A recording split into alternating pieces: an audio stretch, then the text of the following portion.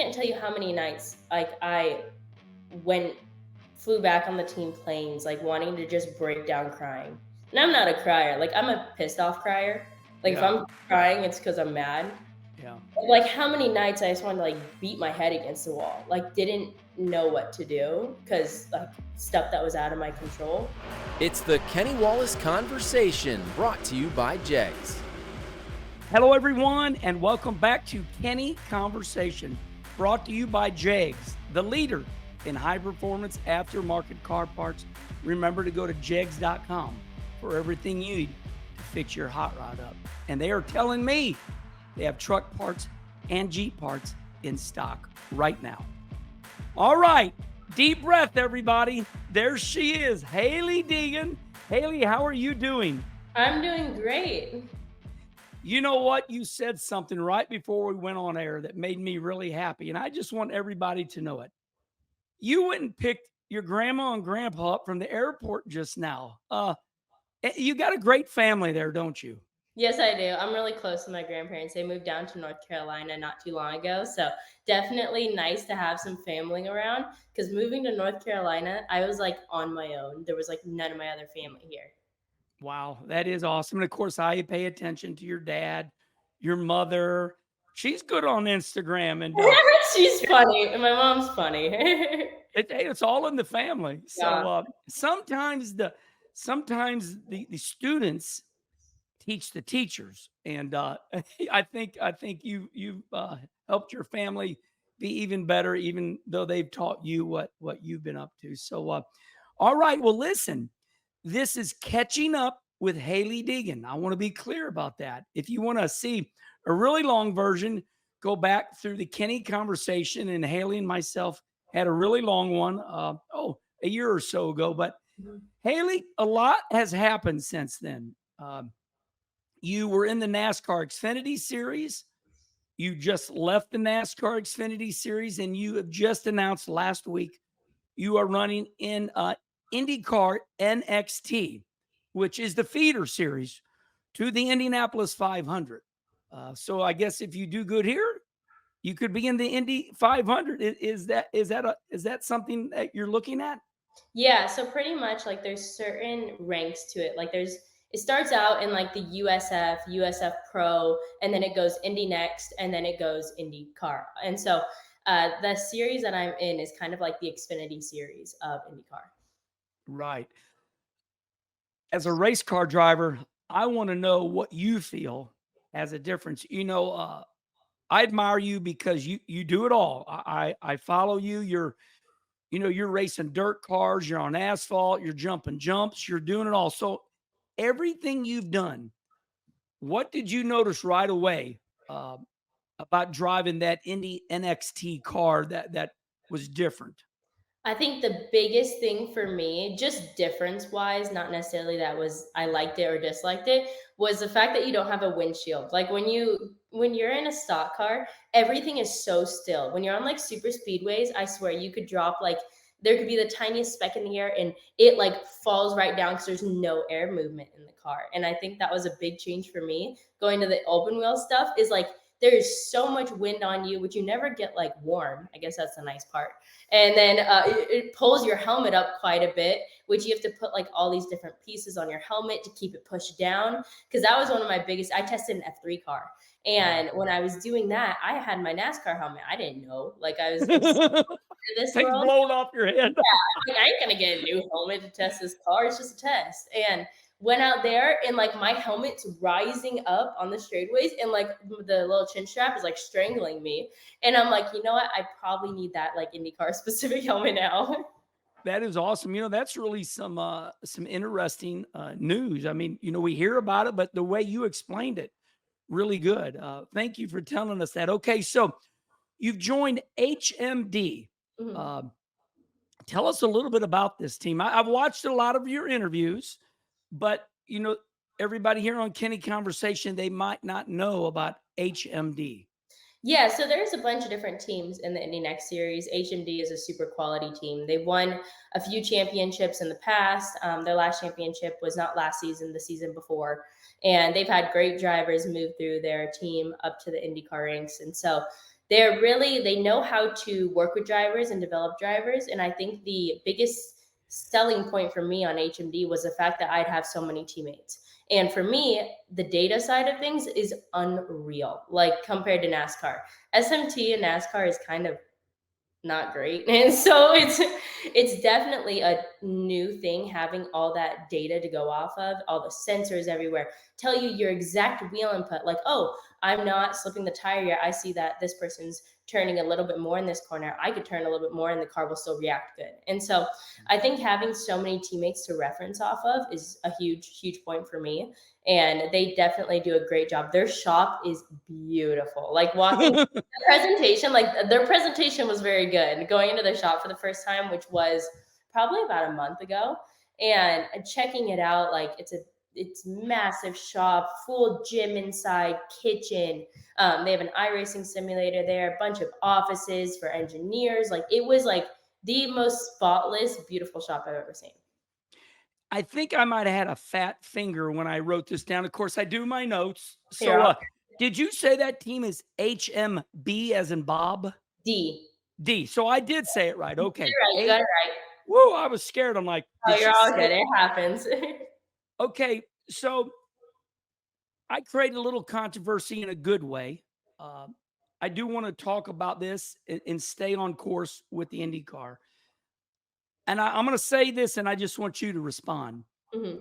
I said Hailie Deegan's move to IndyCar NXT is a good one because they can't wreck her as easy. I watched it. I saw it. Okay, yeah. So when I had a conversation with your father, and boy, it was a good one. He had said to me, he said, "Kenny, why do you think the boys get away with wrecking, Hailie?" And I said, "Well, they're male chauvinists. They don't want to get beat by a girl." Now, I don't want to get you involved in this, but I believe, and like I said, I just want you to respond to what I'm saying. I believe that, it's harder for them to wreck you because if they do try to wreck you, they're going to knock out a toe link. Maybe they can body slam you. The videos are just unbelievable out there of you getting wrecked or turned in NASCAR. What is your thought on my take? So I do agree with you, and that's something when we were kind of doing a me and Chase. By we, I mean me and Chase. And we were kind of doing a compare and contrast. Like, why do I think I would be better suited on the open wheel side of things? Well, first of all, I feel like I used to be super aggressive in my racing, like back in the K&N days, and then I kind of shifted that a little bit. So you can't be as aggressive, I feel like. And once you start getting on mile and a half and stuff, and especially in the truck series, like you cannot damage the body of those trucks. Like you are screwed if you get any damage on it, just the way they're so reliant on the downforce and side force. So I definitely tamed it back, and I think I did too much for sure. Like I was too cautious, but also that comes into play with my first year in trucks. I had no practice, no qualifying, Mm. right into the race, and like one at all new tracks I've never been to. Like 90% of the tracks I had never been to before. And so that was something that like I feel like I definitely like eased into it, and maybe a little too much, to where I lost that aggressive ability in my driving, to where like I was okay with moving people and doing this and doing that. But it's more so me trying to get comfortable. So I think I never in the truck series found a good balance of that. But in the Indy NXT stuff, like obviously you can't really touch each other. Like it's, or else if you damage your front wing, like you're done. Your race is practically over. And so that's something for me that I'm like, okay, it's like I like that side of it. I think that'll be better suited for me and like how I've changed as a driver over time. I saw something really interesting. Somebody just brought up, and I thought, wow, that is a good point. The ratings are really low in IndyCar, and when I talked to Michael Andretti right here on Kenny Conversation, it was a good one, and it made world news because everybody was quoting Michael Andretti. I believe IndyCar needs help, and there's always controversy on how Jay Fry or Roger Penske are going to promote the sport. So since I've explained that to everybody out there, and I believe you know where I'm going with this, on Instagram and social media is the way we do a lot of things now. The IndyCar series has 682,000 followers. You have 1.6 million. You are 2 times bigger than all of IndyCar. And those are the people that follow IndyCar. Um, have you heard any talk about you? And I don't want you to brag on yourself. I'm not asking that type of question. I'm just saying, has there been talk about, hey, Hailie can help us? Yeah, I mean, like even when I started out in the NASCAR stuff, NASCAR on Instagram had the same amount of followers that I did. They've definitely grown quite a bit the last 3, 4 years for sure. But I'm talking about like when I was headed into trucks. So like that kind of 2020, 2021 time. And they've definitely grown a lot. But on the IndyCar side of things, I think don't quote me on this, but I saw an article not too long ago, probably a week or two ago, about them allotting a lot more of their budget throughout the year to the marketing side of things to help that, which I thought was super cool, especially with me coming into it and seeing that, like, okay, cool, they're going to be pushing the marketing side of things harder from their side. And then also with the following that I have, obviously, like, it's no, they can't deny that, like, I do have a following. So I do bring eyes to it. So it's what's nice for me though, after talking to a lot of the marketing people on the IndyCar side, is they're very welcoming and they wanna work with me. They want to help and I like that side of things where they try to make me feel like, hey, how can we help you? Because obviously like there's gonna be some value for them. Like my first year of trucks, not many, and I asked around for like the what's it called, the analytics, TV analytics, because I wanted to see. I was just curious. I was like, do you think trucks, like back when I started racing it, have gotten more views? Because obviously NASCAR's views, a lot of them were at a big decline for a while. I don't know if it's back up or not, but I was looking at the TV ratings, and from the moment I got into the truck series, it was up 20%. So, and it was stayed like that. So I was like, you know what, that's valuable for me selling sponsors, and that's why I did it and checked it out. But that's just something that I feel like I could be a value to them, but also they're a value to me because their series, like I like it. I like being a part of it, and I'm excited to be a part of it. I'm never going to apologize for my dad being a great race car driver and my brother Rusty and Mike and my mom ran powder puffs. I don't think you should ever apologize for being a Deegan. Your dad set the stage, and you and your brother, your family dynamic is awesome. I think you all play off of each other equally. I Mhm. see you with your brother. I see how hard he works. I see how hard you work. Uh, are you married yet? Not yet. We're engaged. Yeah, that's what I was thinking. But So I actually get this a lot. Everyone, I rarely wear my ring. Like I'm always working on stuff. Like yeah, I'm working on the go-kart at the house. Like yeah. I'll be out like mowing the lawn and stuff. So I'm constantly working with my hands. So I don't wear it that often. If we go to like dinner, I'll wear it and stuff. It's more like an accessory. But like I am gonna knock the diamond off right off of it if I wear it all the time. But so everyone interrogates me, is she still engaged and stuff on Instagram? Because like my race photos, I'm not gonna wear it under my gloves. Yeah. And I'm really glad you said that. That was a surprise for me. And I think where I was going is, when you and I were in the SRX series, we were, at the Lucas Oil Speedway up there in Wheatland. And I saw you really intensely conversing with your fiance. And I didn't really know much about him. I'm like, boy, Hailie really, and I didn't realize what a great race car driver he was. I just Mhm. didn't know. And then I see you guys out there at Millbridge and him winning races. But guess my question is this whole dynamic of the Deegans and your fiance, you guys are flat ass racers. Yeah, for sure. I mean, that's all we talk about. Like, we don't own cable TV. We have every single racing network at the house. Like, Yeah, you me got too. you got Fast Four, you got Flow, like, and that's all we have on all the time. And he's a dirt racer at heart. That's what he grew up doing, and he he's one of the most talented drivers I've ever seen that never got an opportunity past ARCA. And that's just how racing is. Racing's money. That's what it is. Like as much as people like don't want to admit it or like kind of fake it that it's not, like you gotta go have money. Like whether it's sponsor money or family money, whatever it is. And he wasn't able to make it any further because of that. But it's great for me because I got a great driver coach and he's really, really good at iRacing, which is something that like I wanted to start utilizing more this last year or so. And so I have him go on my simulator, set a fast lap, and I just try to chase it down. We look at the data and the telemetry and try to compare and contrast. Like, okay, you're driving in deeper here. Oh, you're backing up your corner here. So that helps me out a lot. Yeah, I really like that. And I listened to what you said earlier about joining HMD, about the telemetry and being able to see how you can be better. Something fun that I just noticed, and if I'm wrong, just say it.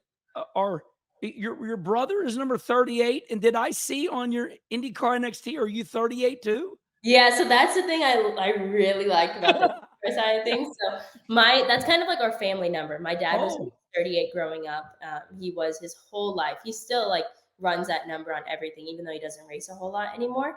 But 38 is kind of our family number. My little brother's 38. I was when I started racing the off road stuff growing up, but like my micro sprint's 38. Like so, when they told me, I'm like, hey, do you guys own the numbers? How does this work with like points and stuff?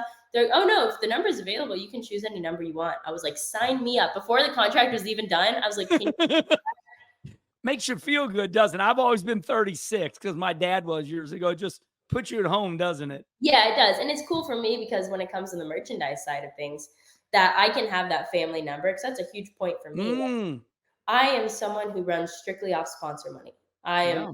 if my sponsor money gets cut, I'm done. Like that's just how it is. So all my sponsor money gets allotted to the racing side of things. Well, I still got to keep my lights on. Like I still got bills to pay, a mortgage, and so that's on that side of things, the merchandise and social media side.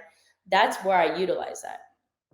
Hailie, I think you're really ahead of a lot of kids your age because it's refreshing. Because I tell everybody all the time, I say, look, I had to get my own sponsors to stay in the game. And I did. I like it that you're saying, hey, look, some people hide it, they don't talk about it. But I mean, that's the way it is. Whether you send your kid, to a college to get in with the New York Yankees in baseball, the World Series, the playoffs are going right now. You know, it is a great story if you're poor and you make it, and I like that. I mean, your dad had nothing. His story's unbelievable. Mhm. I had nothing. Uh, this is life, but I don't think we judge ourselves. So thank you for just flat ass admitting, hey, I need sponsor, Yeah. money. Uh, okay, I'm going to get real technical with you. Okay. I was text this. Mhm. Somebody very big in the industry. I admire it. It was a man, and he has a daughter that races or did race. So you Okay. know where I'm going with this. Okay. And he sent me something really cool. So in IndyCar, okay, IndyCar, this is the Indianapolis 500 type cars, the next step up. He said that he was a little worried about your leg strength. And this is just a conversation. This don't, this is good Okay. bullshit I to don't say. get offended easy, Kenny. You're Yeah. all Okay. good. Yeah. Yeah. So he said great breakers in the big time Indy cars, Laguna Beach, all that, street courses. They were able to push down on the brake 1,200 pounds. He said, story has it that Jimmy Johnson, the great 7-time, 8-time champion in NASCAR, was only able to push 800 pounds. Danica was able to get to 1,100 pounds. Have you heard about this phenomenon?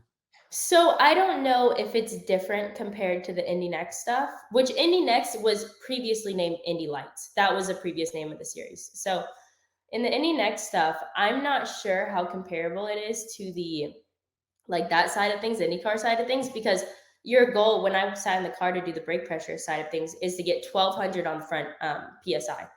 So like I was able to do that and stuff. So I don't know if that's a comparable deal because it's about 2,000 total brake pressure, including front and rear. So about 1,200 front, 800 rear, because you do run quite a bit more front brake. So I don't know if that's comparable in that sense. I've never tried hitting the brake pedal in an IndyCar before. So when I Yeah. do that, I can get back to you. But I think the Indy NXT cars are a little bit different. Yeah, I think you work out. I see your videos. I think you're the right person for the job. Bless you. Thank you. But I believe that is just that's just a talking point. I wanted to share that with you. I thought and I mulled around for like 4 days. Should I talk with her? But it's interesting. Mhm. Um, No, and the fitness side of things is something that really attracted me to the IndyCar side because I love fitness. Like I work out every single day and I love that side of things. And I think that's instilled from the moto world, so the two wheel side. And because they train every single day, training is a huge part. I'd say it's 60% of their racing. And so I like that that's actually utilized where in NASCAR it's not. Like in NASCAR, you don't have to be in shape in any sort of form. As much as people want to say, "Oh, it's hot," it's hot. You have air conditioning and a cool suit. Calm down. Like it's not. You've seen the movie. Yeah. Like everyone's very dramatic in that sense on the NASCAR side. Like the IndyCar side, like it's hard. Like no power steering. Like obviously your legs have to be super strong. You have all this air pushing you back, pushing your arms down. You feel like your arms want to rip down off the wheel, and that's just how it is. So you got to work on your fitness side of things to combat that. And everyone that I've talked to said the more fit you are, the faster you will go. And just because your inputs can be faster, like you are pushing on the wheel, and it is like when you have a lot of downforce like that, it is tough. So that's why like I like being able to utilize the fitness side of things. I was always a leg workout person, like my whole life, leg cardio. And I think just because like the NASCAR stuff didn't require much fitness, so it wasn't like, oh, I have to work on this specific muscle group. And I always just liked like hitting leg workouts. And then now I've been hitting arm workouts like quite a bit. I've definitely like flipped the roles just to get strong, my upper body stronger, because obviously that's utilized a lot. Yeah, that is really good stuff right there. When I met Ricky Carmichael, the great motorcycle racer, one thing I noticed about Ricky was his thighs were like tree trunks. Oh yeah. I'm like, this guy can just grab the bike and lift it up with his two legs. And so I think that from what I'm hearing from the IndyCar side for road racing, we're talking road racing, everybody, not so much oval racing, but the road racing. Well, good stuff. I want to turn a little bit to I like to defend you. Mhm. That's just my guilty pleasure. So It's a dangerous road, Kenny. It's a yeah, I dangerous know, I road. know, I Being know. my side is not. If you want to be publicly liked, it's not the side to be on. Yeah, I'm at that point where whatever. I hear that the new thing is I'm bringing receipts. How's that? That's good. You got to. Sometimes people just blindly follow stuff. So here I go.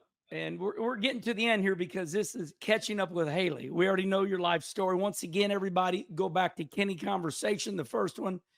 We've documented everything about Hailie.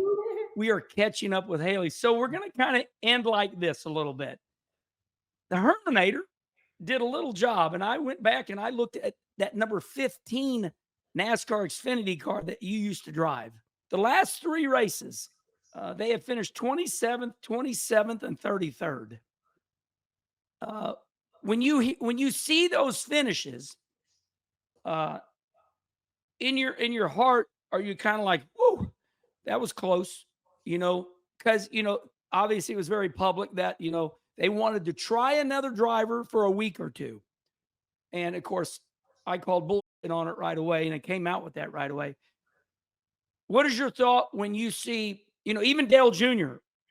defended you? That was big. Mhm. When I just tell you when that car runs the way it runs, what do you think? I mean, I think there's some sort of reassurance in it of everything, which I won't talk about it too much, just No, and I like don't want that you to get in trouble. stuff. But I think there's some sort of reassurance. I can't tell you how many nights like I went flew back on the team planes, like wanting to just break down crying. And I'm not a crier. Like I'm a pissed off crier. Like if Yeah, I'm crying, it's because I'm mad. yeah. Like how many nights I just wanted to like beat my head against the wall, like didn't know what to do because like stuff that was out of my control.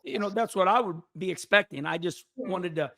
I more so wanted to put that up there for everybody. It was definitely like I had a lot of weight on my shoulders for sure. Like this year, like it was tough, Yeah. and I feel like it was a big burden. And now, like to have something so new and fresh in the Indy Next side, and I think that was NASCAR as a whole. Like, yes, it is gruesome. I don't know how those crew guys do it. Like that many weekends out of the year, like even the Xfinity Series, 33 weekends out of the year is crazy because these guys are flying back on Saturday nights. If we're racing on the West Coast, you are not getting home till about 5 in the morning on Sunday. You have your Sunday to recoup and get your life together, and then you're back working on Monday at like 7 a.m. Yeah. And of course, I raced in NASCAR my whole life, and to this day, all my friends work there. I love NASCAR just like you do, but Mhm. but it is such a long, grueling year. Oh yeah, 30. that was another selling point for me on the indie side. Is like I am gonna have time to work on myself throughout the year, and because the races, there's only 14 races throughout the whole season. It's a little bit tighter. It doesn't start till March, ends in the end of August, I believe. So, and then something else with that is the testing. This is like such a huge point for me. I am a slow learner, but I can figure it out. And I've always been like that in racing. I'm not the one gonna go out there and be like, I'm saying quick time, lap one, might jump this thing. Like, I'm not like that. I don't like being like that. I like building up to stuff. And the testing side of things and the Indy NXT side, we did the math on it. So you got to look at this in the broad perspective. Or by we, I mean Chase did the math on it. Yeah. And so my first year of trucks, I got no practice. My second year of trucks, we got it's like the 15 to 25-minute practice. Let's rough it at 20 minutes. That's nuts. There's some tracks that like Atlanta, you get no practice. Super Speedways, no practice. And then there's like 55 minutes on road courses. So those tally each other out to still about 20 minutes. And I will have more seat time off just the test days, like the usable track time in the Indy NXT series than I did in practice my whole truck and Xfinity career. Yeah. Before the season even starts. You were a victim of that COVID deal a little bit. Big victim of it. Yeah, because of COVID, don't nobody go around and just jump in your car and and you're coming from different type of racing. I can remember. Let's just use Ricky Carmichael. I mean, now that that your family is big in motocrossing, I watched Ricky. You just don't jump into a car with no practice. No, you don't. Yeah. And I didn't foresee, and like that's why I feel like the Indy NXT side was the right choice for me. Is I didn't foresee it getting any better in NASCAR. I need data. I need practice. I'm a slow learner as a racer. Like that's just how I am. It takes me a little bit of time, but if I have those resources, I can figure it out. You turned this negative into a positive really quick in just a matter of months. At what point? At what point? I mean, okay, so the day that the team in NASCAR they said, okay, we want to try another driver. How long did it take you to figure out, what you wanted to go for, or were you lost in translation for months? I mean, I would say there was probably a 2-week period where it was kind of like nothing, just kind of stagnant. And then it's funny how this all came about because like I'm friends with quite a few of the IndyCar drivers just from meeting them in the SRX series. Like so many of those guys are so nice and so cool. And we were sitting on the couch, me and Chase, and we were just talking about it because I had a couple options of what to do. Like I could have gone back to trucks. Like that wasn't out of the equation. Like I have enough sponsor money to go do that. But I wanted something, what's going to keep me in racing for the next 10 years? I want a career out of this. And like even my dad, he's talked to me on the phone and he was like, it doesn't have to be NASCAR. And like, I just don't think I ever thought differently where I was like, oh man, it has to be NASCAR. I'm not thinking about anything else. And that's when we were sitting on the couch, me and Chase, and he's like, what about IndyCar? And he's like, you love road course racing. You always do good on 1.5-mile tracks, high grip tracks. You did good in the IMSA stuff. And he's like, why not the open wheel side of things? And I was like, I don't know, like that's so different. And so that's why I did that F3 test, was to try it out. That was the decision maker of like, okay, I'm gonna do this or I'm not. Yeah, I really like that. I'm a girl dad. I have 3 daughters. I think your dad said that because he tired of the boys wreck. Me and your dad talked and he said it. I don't think NASCAR, I say this sadly. I don't think NASCAR is ready to get their ass beat by girls. That's just my opinion. Hailie, listen, you've been wonderful. What else do you have to say before we let you go? I don't know. I'm excited. Like it's definitely a very exciting chapter in my life. Like this is a whole new step for me. I'm going to be moving part-time out to Indy. Like I can't move full time though, because I will not spend winters in Indy. I refuse No. the season. Where So are you living now? I'm in North Carolina, Yeah. by kind of where all the race teams are. But like, I don't know. It's a big change for me, and I'm excited for it. I feel like I've been needing a change. Yeah. Well, we're celebrating you right now because listen up, everybody. She took a negative, and within months, she's turned it into a positive, a great future to look for. My mama said something to one of my best friends. He was complaining about something being coming to an end. She goes, "Oh, this is great. You have something to look forward to." So congratulations, Hailie. Thank you so much for coming on Kenny Conversation, catching up with Hailie Deegan. We appreciate you coming on. Thank you. I appreciate it. All right, everybody, that's it. Remember, you can catch Kenny Conversation with Hailie Deegan on iTunes or Spotify. Until the next show, we'll see you next time.